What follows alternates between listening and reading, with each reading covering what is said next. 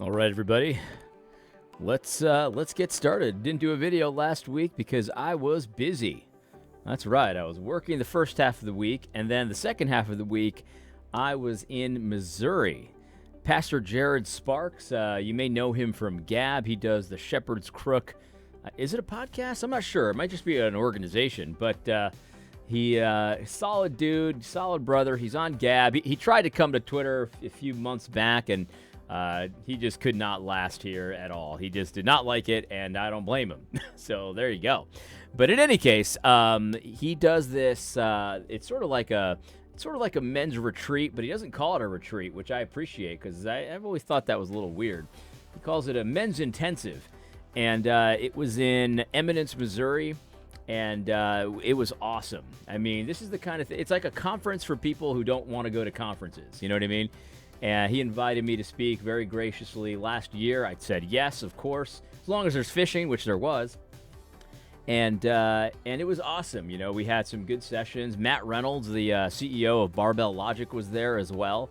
And he did a quick talk. I did 3 quick talks. And just overall, highly recommend it. I'm thinking about going next year, even though I'm not going to be speaking.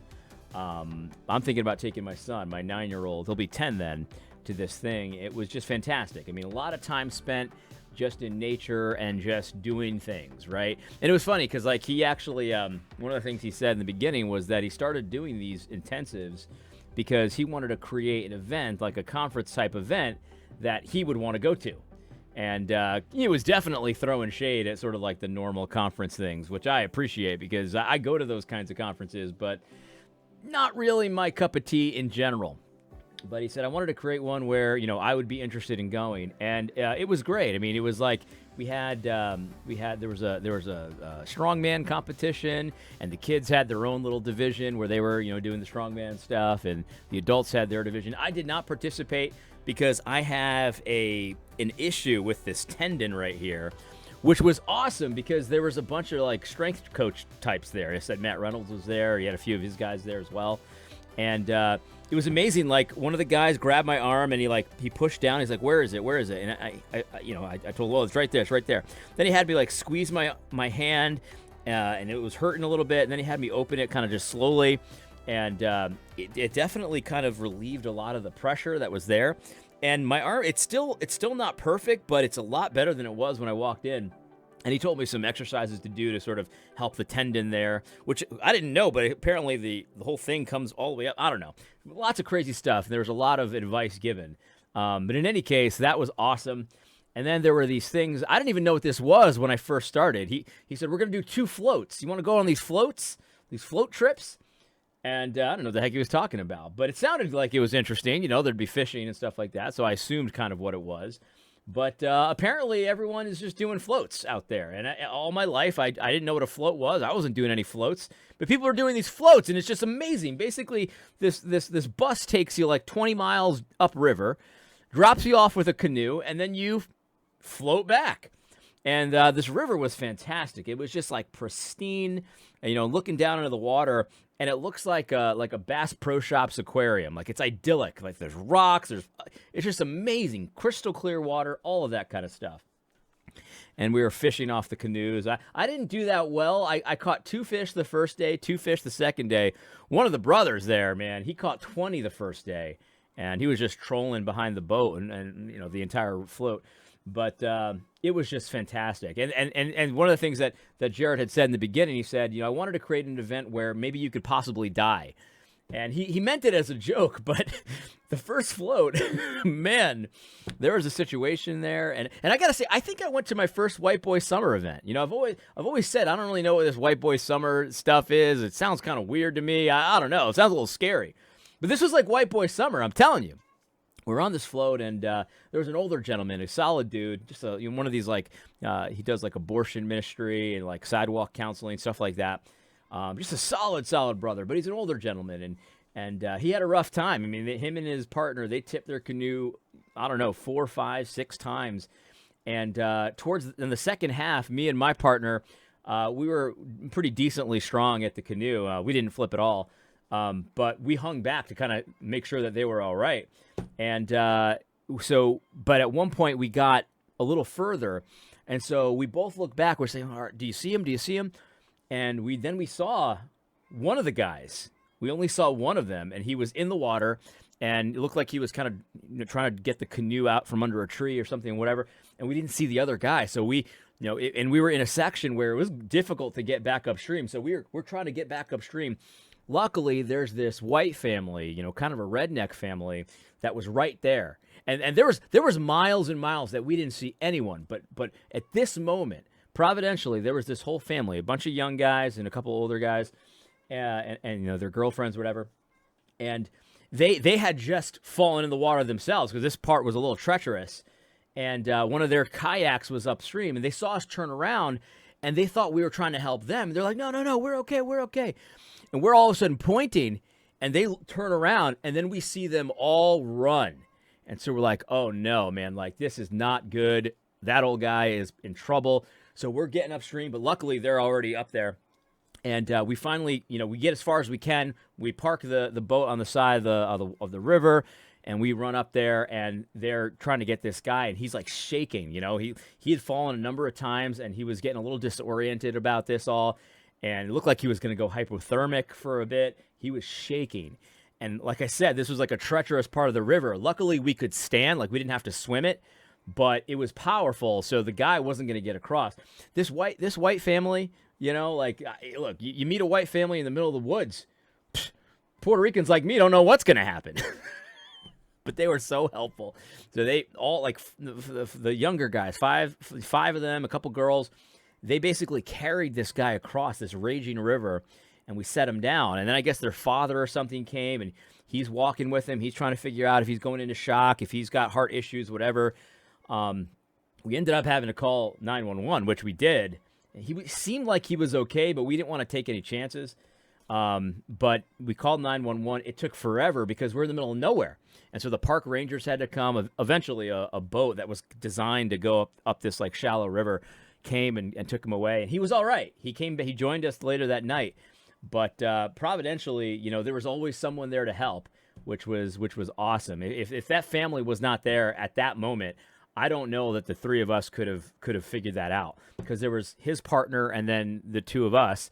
It would have been dicey because the river was, it took 5 or 6 of them to get him out of there. So I'm just very great. My phone was barely working too, so I couldn't get through to people that well. In any case, it was just very providential. So I was telling Jared, like, maybe next time don't joke that you might die because maybe you will. But in any case, it was a lot of fun, and I think that if you're the kind of person that's looking for some camaraderie, looking for connections, but you're not really a conference type, this is an event that you definitely want to go to. A lot of fun, just a great time. My highlight of it was Matt Reynolds' talk. Apparently, Matt Reynolds has written this book that's coming out. Forbes is publishing it. About leadership and things like that. Just solid. And he spoke on almost the same topic that I spoke on my second day, and we didn't communicate about this at all, but it was all about joy, right? Finding joy in the battle.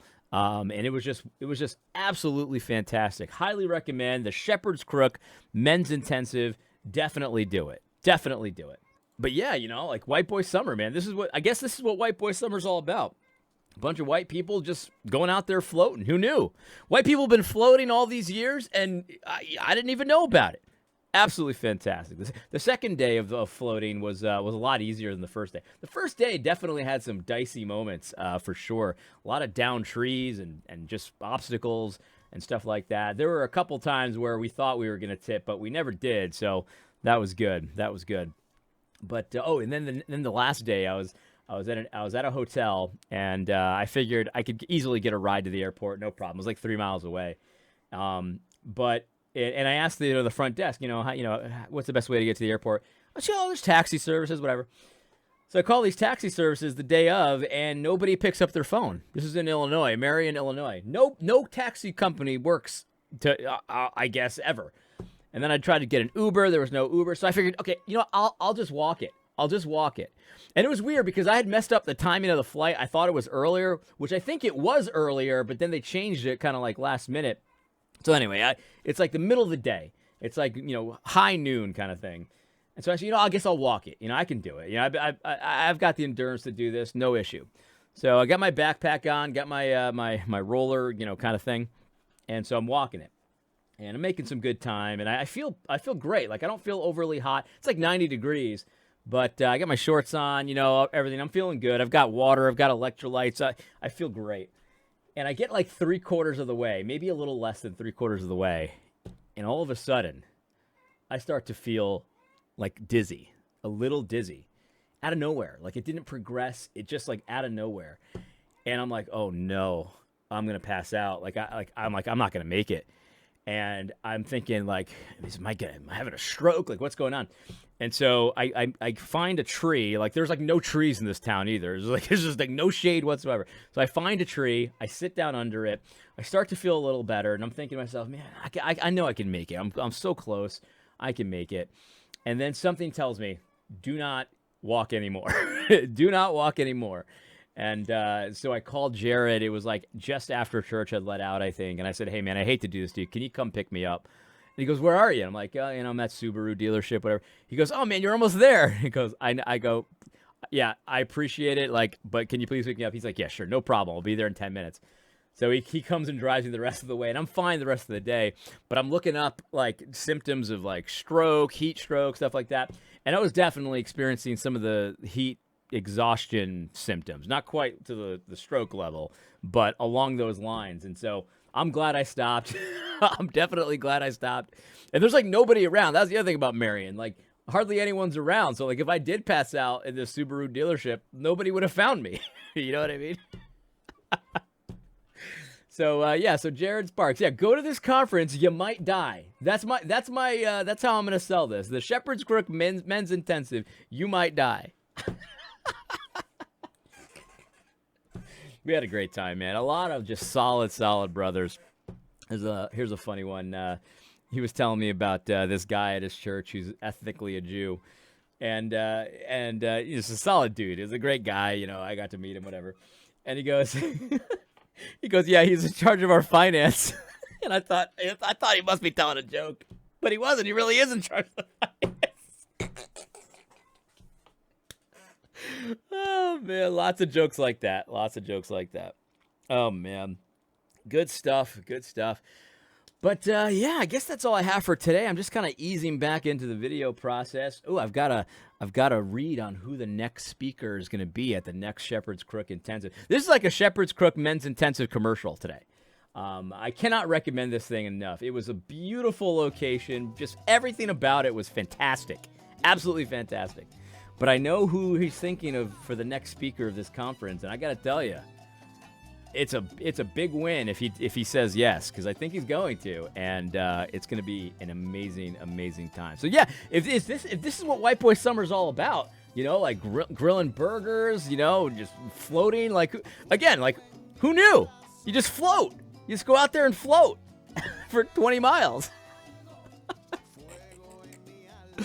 You might die too. That's the other thing about White Boy Summer. You might die. And everyone's okay with it. You know what I mean? Everyone. You go to this conference, and you might die, and everyone's like, "Yeah, that's just part of life. You might die." We got kids out there floating.